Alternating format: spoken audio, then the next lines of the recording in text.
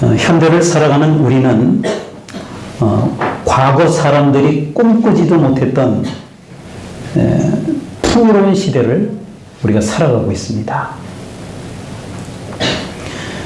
굳이 우리가 뭐 옛날이라고 이야기하지 않아도 됩니다. 예전에 10년 전에 또는 30년 전에 또는 50년 전에 우리가 살아왔던 그 삶의 모습하고 지금 우리가 누리고 있는 이 삶의 모습을 보면 확연히 다르다라고 하는 것은 아마도 누구나 느낄 수 있는 그런 환경일 겁니다. 과거에는 먼 거리를 걸어가야 했습니다. 그런데 지금은 자동차, 기차, 아주 먼 곳은 비행기 같은 교통편이 있어서 아주 빠르게 이동을 할 수가 있습니다. 뭐 낭만은 있었죠. 편지를 쓰고 편지를 보내고 또 언제 답장이 올까 그 몇 날 며칠을 답장을 기다리던 그런 시절이 있었습니다. 그런데 지금은 이 스마트폰 SNS를 통해서 전 세계 어디든지 즉시 소통이 가능한 그런 시대가 되었습니다. 불과 20년 전입니다. 제가 말레이시아로 갔을 때까지만 해도 전화라든지 이런 것들이 국제전화 이런 것이 있었지만 여의치 않아서 소통하는 방법이 이메일이라고 하는 것이었습니다. 그러니까 직접 연락을 하지 못하고 이제 글을 써서 소통하기도 했던 그런 시절이었습니다. 그런데 몇 년이 지나니까 SNS라고 하는 것이 생기기 시작했습니다. 그래서 전 세계 어디에 있든지 바로 실시간으로 소통이 가능합니다. 평균 수명이 굉장히 많이 늘었습니다. 예전에 비해서 의학, 과학의 발달입니다. 오래 살 수 있도록 되었고 또 의료 혜택을 우리가 잘 받기만 하면 건강한 삶을 살 수도 있는 그런 시대입니다. 우리의 생활 환경도 비교할 수 없을 정도로 요즘은 AI, 인공지능으로 모든 것들이 다 해결되는 그런 시대를 우리가 살아가고 있습니다. 그런데 아이러니하게도 이런 풍요로움과는 달리 현대인들의 행복감은 그리 높지 않다라고 하는 겁니다. 세계에서 발행한 행복보고서라고 하는 그 보고서에 의하면 경제적으로 부유한 나라라고 해서 반드시 행복순위가 높은 것은 아니라고 합니다. 이 소득 수준이라고 하는 것이 어느 정도 올라가면 행복은 그 돈의 증가와 함께 계속해서 높여주지 않는다라고 하는 겁니다. 오히려 사람의 행복에는 관계성이 중요합니다. 삶의 의미를 찾는 것이 중요합니다. 마음으로부터 만족되는 것이 중요합니다. 감사하려고 하는 태도라는 것이 중요합니다. 이러한 것들이 사람의 행복에게 더 큰 영향을 미친다라고 하는 것입니다. 결국 행복의 기준은 얼마나 많이 가지고 있느냐가 아닙니다. 성공이나 돈으로 얻어지는 결과도 아니라고 하는 겁니다. 현재 내가 가지고 있는 것을 또는 나에게 주어져 있는 이 환경을 내가 어떻게 바라보느냐의 문제라고 하는 겁니다. 우리 마음속에 있는 감사를 헤아린 그 감만큼 그것이 행복이라고 하는 겁니다. 감사를 헤아리시길 바랍니다. 헤아린 만큼 그게 행복이라고 하는 거예요. 영국의 존 밀턴은 구약 성경을 소재로 해서 불후의 명작, 그러니까 세계에 남아있는 굉장히 유명한 명작들이 있습니다. 손가락 안에 꼽히는 그 중에 신라곤이라고 하는 작품을 썼습니다. 그런데 놀라운 사실은 이 작품은 그 밀턴이라고 하는 사람이 실명, 눈이 멀고 난 뒤에 저술되었다라고 하는 겁니다. 존 밀턴은 이 작품을 쓰고 나서 이렇게 감사히 고백을 합니다. 주님께서 내 육안을 어둡게 하시고 주님만 볼 수 있도록 영안을 열어주셨습니다. 감사하는 신앙이 하나님의 은혜를 체험케 한 것입니다. 초대교회 교부였던 크리소스톰은 사람에게는 근본적인 죄가 하나 있는데 그것은 감사하지 않는 죄라고 했습니다. 독일의 대문호 괴테는 이 세상에서 가장 쓸모없는 사람은 감사할 줄 모르는 사람이라고 표현을 했습니다. 영국의 격언 가운데 지옥은 감사할 줄 모르는 사람들이 가득 찬 곳이고 천국은 감사할 줄 아는 사람들로 가득 찬 곳이다. 이렇게 표현을 합니다. 여러분, 행복은 감사를 통해서만 얻을 수 있는 줄로 깨달으시길 바랍니다. 현대인들은 감사를 잃어버렸습니다. 그래서 행복하지 않습니다. 그리고 있는 것마저 잃어버리고 말았습니다. 여러분, 어떤 사건을 만나든지 우리가 할 수 있는 것은 제가 늘 말씀을 드립니다. 다른 두 가지밖에 없습니다. 어떤 사건을 만나든지 우리 입에서 두 가지가 나와야 합니다. 회개와 감사라고 하는 것입니다. 깊은 밤 술 취한 어떤 사람이 배를 저어서 강을 건너가려고 합니다. 10분이면 건너갈 수 있는 강인데 땀을 뻘뻘 흘리면서 밤새 물을 저어도 그 배가 더 이상 가지 않습니다. 다음날 아침에 자세히 살펴보니까 배가 닷줄에 묶여 있었던 겁니다. 그런 배와 밤새도록 씨름을 한 겁니다. 앞으로 전진하려면 나를 묶고 있는 옛 밧줄을 끊어내야 합니다. 과감하게 과거를 청산할 수 있어야 합니다. 앞으로 전진하게 되고 그런 사람에게 내일이 있는 것입니다. 우리 신앙 안에서는 이 과거를 청산한다라고 하는 것을 회개라고 표현합니다. 회개하지 않는 신앙인은 닷줄에 묶여있는 배와 같은 것입니다. 좀 오래전입니다. 2004년도 8월 달에 올림픽의 발생지인 그리스 아테네라고 하는 곳에서 올림픽이 열렸습니다. 20여 년 전 이야기입니다. 아마 기억하시는 분들 하시겠지만 그 당시 우리나라 첫 번째 금메달이 유도라고 하는 종목에서 나왔습니다.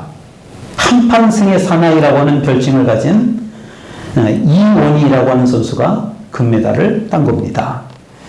저는 그 무렵 서울 마포에서 목회를 할 때 매월 마지막 주 금요일은 교인들과 함께 기도원, 오살리 기도원에 갔었습니다. 그러니까 마지막 주 금요일은 기도원에 가서 같이 집회에 참여를 해서 은혜도 받고 그리고 기도 동산에서 마음껏 부르짖어 기도하는 그런 시간들이었습니다. 그 올림픽이 있던 2004년 8월 마지막 주 금요일에도 평소와 다름없이 교인들과 함께 그 오살리 금식 기도원을 찾았습니다. 그런데 그날 집회는 때마침 그 아테네 올림픽 첫 금메달리스트인 이원희 선수가 와서 간증을 하는 겁니다. 올림픽은 아마 끝났는지 안 끝났는지 모르겠어요. 그런데 그 선수가 경기를 한 기록을 찾아보니까 8월 17일이더라고요. 제가 한번 검색을 해봤더니. 그러니까 제가 마지막 주니까 불과 열흘 정도밖에 시간이 되지 않지 않습니까? 열흘, 경기가 끝난 지가. 유럽에서 경기를 하고 열흘 정도밖에 안 됐는데 참 신기하더라고요. 그 20대 초반의 젊은 청년이 그 기도원에 와서 간증 집회를 하고 있는 것이었습니다. 제가 자세히 보니까 오른손 검지손가락에는 두껍게 붕대가 감겨져 있었습니다. 그러니까 기부스를 한 그런 상태였습니다. 간증을 통해서 경기 중에 골절당했다라고 하는 것을 알았습니다. 이원희 선수가 담당하게 간증을 합니다. 이 선수의 별명이 있습니다. 한판승의 사나이. 그러니까 모든 경기를 한판, 권투로 이야기하면 KO로 이기는 것을 한판이라고 합니다. 한판승의 사나이라고 하는 별칭으로 워낙 유명했기 때문에 원래부터 유명한 선수인 줄 알았습니다. 그런데 20대 초반에 그 선수의 간증을 들으면서 깜짝 놀랐습니다. 2004년 아테네 올림픽 1년 전까지만 해도 자신이 무명 선수였답니다. 알려지지 않은 선수였답니다. 2003년도 연초에 프랑스 오픈이라고 하는 대회에서 동메달, 금메달도 아니고 3등, 동메달을 따면서 처음 세상에 알려지기 시작했고, 그러니까 올림픽이 있기 한 1년 6개월 전쯤 되겠죠. 그때 처음으로 이제 세계대회에서 1등도 아닌 3등을 처음 했고, 그런데 그때부터 계속해서 1년 동안 경기를 하는데 거의 대부분의 경기를 한판 승으로 이기기 시작했다는 겁니다. 선수들을 전부 다 매다 꽂아가지고 KO를 시킨 겁니다. 그 전까지만 해도 자신은 늘 지기만 했답니다. 질 때마다 이 선수의 고백이 그거예요. 아, 내가 이래서 졌구나. 다음에는 잘해야 되겠다. 이렇게 마음을 먹었다는 거예요. 그 전까지만 해도. 그리고는 이렇게 얘기를 합니다. 지게 된 원인을 알게 해주신 하나님께 감사했답니다. 아, 내가 이래서 졌구나. 이런 부분이 모자랐구나. 하나님 감사합니다. 깨닫게 해주셔서. 여러분, 감사로 받으면 버릴 것이 없다고 했습니다. 잘 안 되는 것조차 하나님께 감사의 제목으로 삼았던 것입니다. 불과 1년 만에 유력한 올림픽의 금메달 후보가 된 겁니다. 올림픽을 앞두고 그 대회에 출전하는 그 강력한 모든 선수들은 이원희 선수를 경계를 합니다. 아, 저 선수가 금메달 후보구나. 그러면 어떻게 하겠어요? 어떻게 해서든지 이원희 선수를 이겨야 되겠다. 저 선수가 뭘 잘하는지 그거를 연구를 하고 파악을 해서 내가 수비를 하고 저 선수가 어떤 약점이 있는지 그 약점을 파고들어서 저 선수를 내가 이겨야 되겠다. 이렇게 준비를 하지 않겠습니까? 그런데 이원희 선수는 잘 준비를 해서 경기를 했는데 저는 그때 경기를 다 봤습니다. 첫 경기에서 가까스로 이깁니다. 판정으로 이깁니다. 그러면서 손가락이 골절되는 큰 부상을 입고 말았습니다. 올림픽에서 유도나 레슬링, 권투 이런 종목, 투기 종목들은요. 잘못해서 지기도 하지만 하루에 게임을 다 해야 되거든요. 레슬링 같은 경우는 또 유도 같은 경우는 중간에 부상, 손가락 부상이나 이런 것 때문에 포기하는 경우들이 왕왕 있습니다. 아무리 세계적인 선수라 해도 부상에는 감당할 수가 없습니다. 아마 다른 선수들 같으면 다음 경기를 포기하고 절망할 수밖에 없는 그런 상황이었습니다. 유도는요, 기본이 잡기 기술이라고 합니다. 잡아야 됩니다. 상대방을. 그 옷깃을 잡아야 되고, 팔 소매를 잡아서 흔들어가지고 넘어뜨려야 되는 거거든요. 손가락이 부러진 겁니다. 그런데 이원희 선수가 간증에서 뭐라고 그러느냐면, 오히려 감사가 나오더랍니다. 감사. 그래서 이원희 선수의 주특기가 있어요. 주특기. 그게 뭐냐면, 손으로 잡아서 하는 빗당겨치기라고 하는 기술이에요. 유도의 기술입니다. 하나는 이 목덜미를 잡고 하나는 팔을 잡아서 빗당겨 옆으로 채서 상대방을 쓰러뜨리는 그런 기술입니다. 그러니까 손이 굉장히 중요한 거죠. 그래서 그걸 아는 상대 선수들이 1년 동안 뭘 준비했겠어요? 이원희 선수랑 붙으면은 잡히지 말아야 되겠다. 저 손기술에 내가 당하면 안 되겠다. 빗당겨치기를 당하지 않기 위해서 이원희 선수를 잡히지 않으려고 방어를 했다라고 하는 거예요. 그래서 그 첫 경기를 이기기는 했지만 그 상대방이 얼마나 도망을 다녔는지 간신히 판정으로 이긴 거예요. KO로 못 이기고. 그리고 자신은 손가락 부상까지 당하게 되었다라고 하는 겁니다. 그런데 두 번째 경기부터는 손가락 부상으로 손으로 하는 그 기술을 쓸 수가 없어서 이 선수가 하는 말이에요. 간증에서 감사하더라는 거예요. 손을 쓸 수 없어서, 손가락을 쓸 수 없어서 너무 감사하더라는 거예요. 그래서 두 번째 경기부터는 손기술을 쓰지 못하고 뭐가 남았어요? 발기술을 쓰기 시작했다는 거예요. 발기술. 그런데 이상한 일이 벌어졌답니다. 상대 선수들이 전혀 예상을 못한 겁니다. 이원희 선수랑 붙으면은 이 잡는 것만 어떻게든 수비하려고 노력을 했는데 갑작스럽게 발기술이 들어오니까 속수무책으로 한판승으로 당했다라고 하는 거예요. 그래서 나머지 모든 경기를, 첫 경기를 제외하고 금메달을 따는 결승전까지 모두를 한판승으로 이깁니다. 한판승으로. 마지막 결승전은 아직도 생생하게 기억이 납니다. 이원희 선수가 안다리 기술, 상대방 가랭이 사이로 발을 깊이 넣어가지고 공중에서 획 내다쳐가지고 한판승으로 승리를 거둡니다. 그리고 곧바로 매트에 무릎을 꿇고 두 손을 모아 감사 기도를 하고 이어서 양손을 하늘을 향해서 높이 들고 하나님께 영광을 돌렸습니다. 손가락 부상이라고 하는 사건을 만난 겁니다. 사건입니다.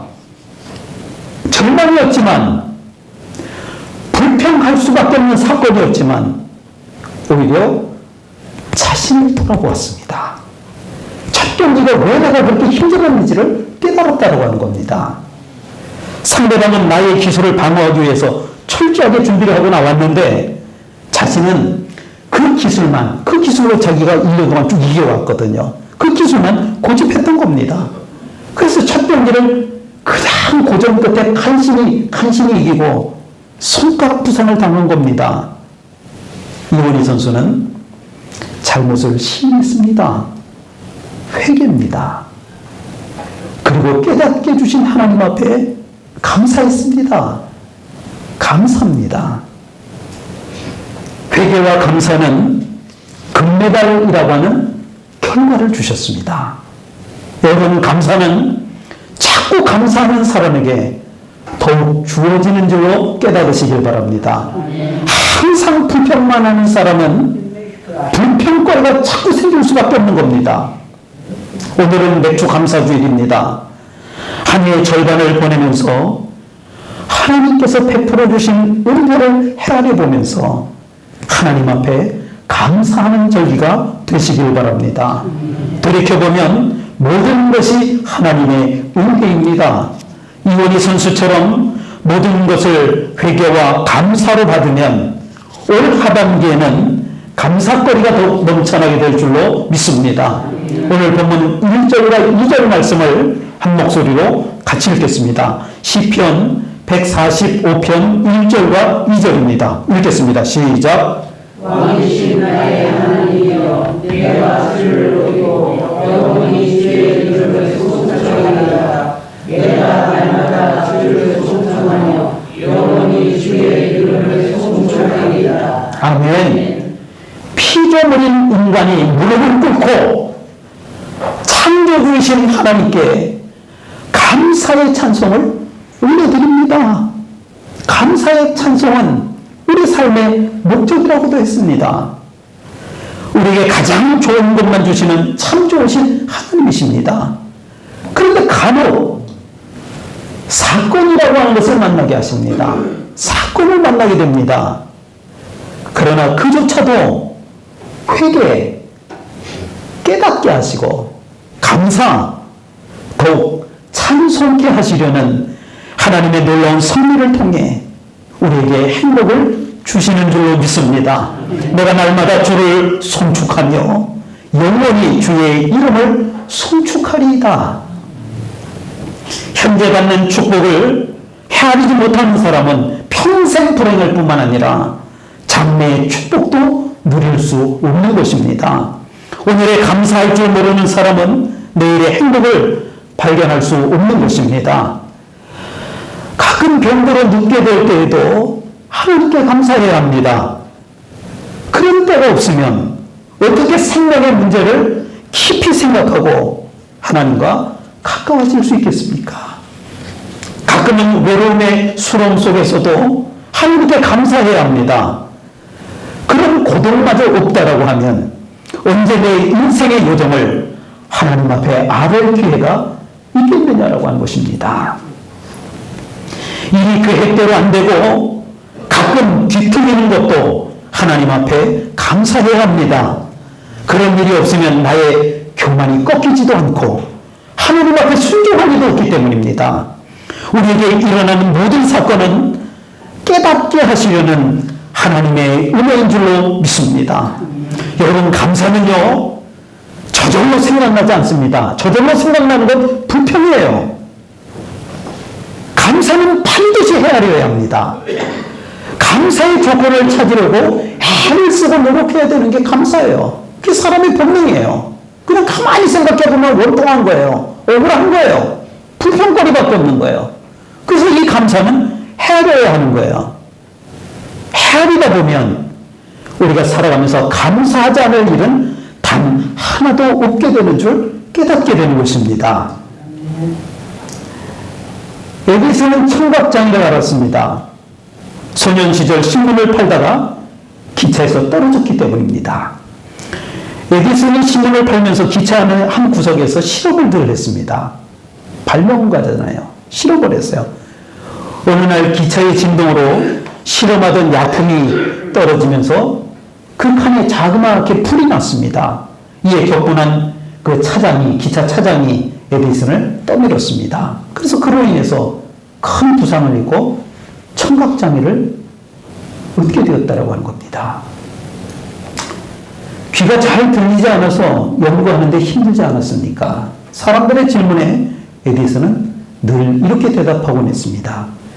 나는 귀머거리가 된 것을 늘 감사했습니다. 딴 소리에 신경 쓰지 않고 연구에만 몰두할 수 있었기 때문입니다. 그렇잖아요.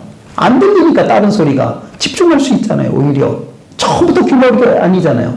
나중에 귀머거리가 됐어요. 그러니까 안 들릴 소리는 안 들어도 되는 거예요. 연구에만 집중하면 되는 거예요. 집중적으로. 우리 인생의 모든 것을 돌이켜보면 어느 것 하나 감사하지 않을 수 없습니다. 그래서 오늘 시편 말씀에서 주의 크신 은혜를 기념하라. 주의 크신 은혜를 기념하라. 은혜를 깨달아 알고 잊지 말고 기억하라고 한 말입니다.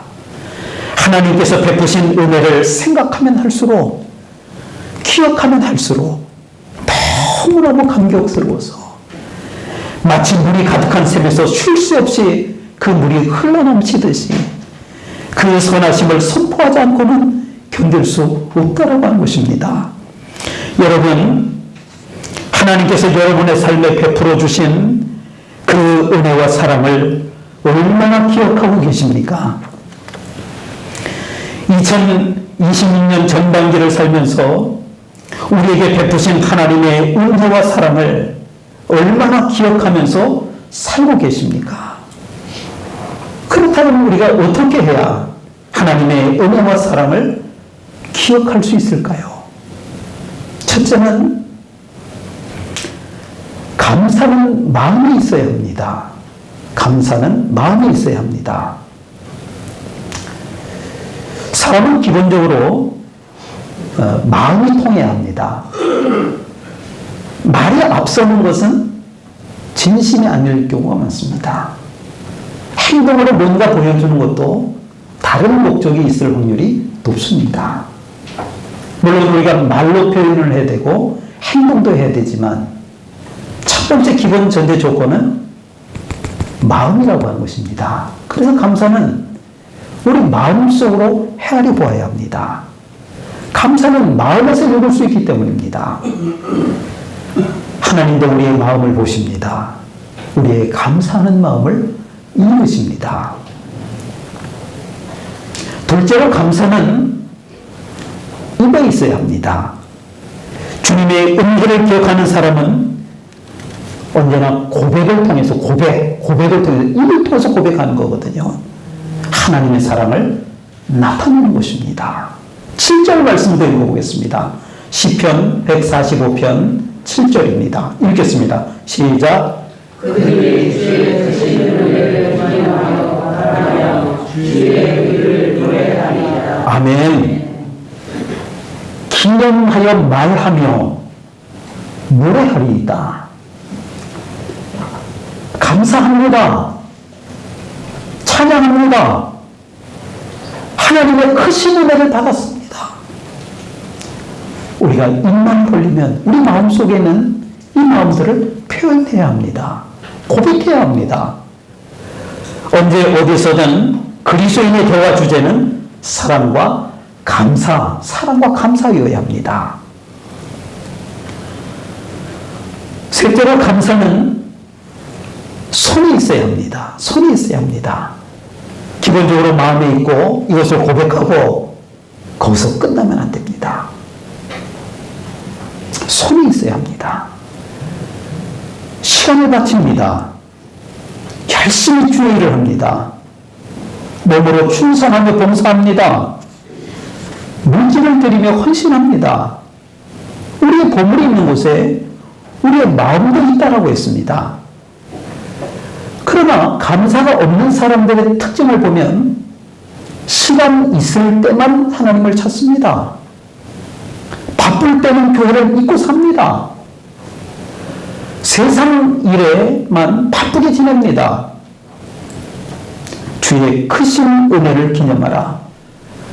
금년 추수감사절은 크게 기념되는, 크게 기억되는 절기, 정성과 마음을 다하는 절기, 차고 넘치는 감사의 절기가 되시기를 바랍니다. 오늘은 맥주 감사주일입니다. 감사가 풍성하시기를 축원합니다. 감사는요, 하면 할수록 감사를 부르는 것이고, 불평은 하면 할수록 불평거리를 부르는 것이라고 했습니다. 교만한 사람은 감사하지 못합니다. 늘 불평하게 되고 원망하게 되어 있습니다. 우리는 감사 생활을 통해서 날마다 겸손해지고 낮아져야 합니다. 감사는 우리에게 겸손을 가져오게 하고 하나님의 은혜와 축복을 가져오게 하는 것입니다. 우리에게 감사가 있을 때 하나님을 기쁘시게 할 수 있는 줄로 믿습니다. 왜냐하면 이 감사는 믿음의 열매이기 때문인 줄로 믿습니다. 기도하겠습니다. 하나님 아버지, 맥주 감사주의를 맞이하여 감사의 의미를 깨닫게 하시니 감사합니다. 우리가 어떤 사건을 만나든지 회개와 감사로 받아들이게 하시고 회개와 감사를 통하여 하나님의 뜻을 깨닫고 끝내는 승리하게 하여 주옵소서. 감사라는 믿음의 열매를 통하여 우리의 삶이 더욱 풍성해지게 하여 주옵소서. 감사드리며 예수님의 이름으로 기도하옵나이다. 아멘.